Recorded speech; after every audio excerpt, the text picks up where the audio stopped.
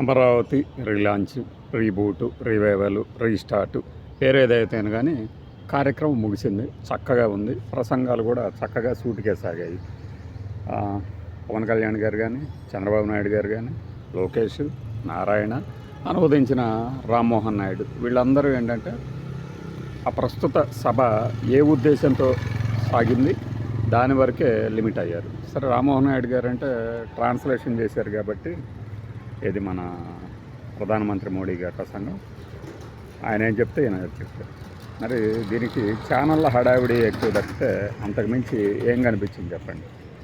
చంద్రబాబు నాయుడు గారు ప్రసంగంలో కానీ మన ప్రధానమంత్రి మోడీ గారు ఏదో ఇస్తారు, ఏదో చేస్తారు అని ఛానళ్ళు హడావిడి చేయడం తప్పితే నిజంగా ఆయన ఏమి ఇస్తాడు, ఏమని ప్రకటన, చట్టబద్ధత ఏమని ఇస్తారా? ఏమి ఇచ్చారు?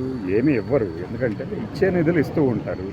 దాని గురించి మళ్ళీ అంటే ఏదో ఒకటి చేసి మా ఛానల్ చూడాలి అని చేసుకోవడం తప్పితే ఆ విషయాలను పక్కన పెడితే నాకు రెండు మాటలు మాత్రం హాస్యాస్పదంగా అనిపించినాయి. ఏంటంటే చంద్రబాబు నాయుడు గారు వేగంగా క్వాలిటీతో పెద్ద పెద్ద ప్రాజెక్టులను పూర్తి చేస్తారు అని అనగానే చాలామంది నవ్వారు అనమాట. దేనికి నవ్వారు?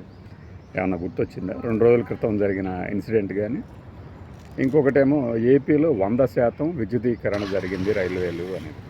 వద్దామండి, ఎక్కడ రైల్వే లైన్లు విద్యుదీకరణ పూర్తిగా అయ్యాయి? ఇంకా మాకు గుంటూరు నుంచి సికింద్రాబాద్కి వచ్చే రైళ్ళు, ఎలక్ట్రిక్ రైళ్ళు నిర్మాణం జరిగిందా? రైల్వే లైన్లు. ఈ 2 విషయాల్లో ఏంటంటే నాకు అభ్యంతరాలు ఉన్నాయి. కానీ గతంలో అంటే అవతల వాళ్ళని పొగుడుకుంటూ ఉంటారు కదా, మరి కూటమి ప్రభుత్వ నేతలు ఒకళ్ళొకళ్ళు పరస్పరం అభినందనలు ముంచెత్తుకున్నారు. రైట్, ఇది జరగాల్సిందే, జరిగిందే.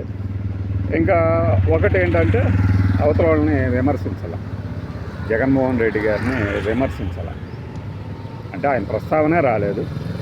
సో అంతవరకు ఈ సభ ఏదైతే లక్ష్యం కోసం పెట్టుకున్నారో ఆ లక్ష్యం దిశగానే మాట్లాడారు.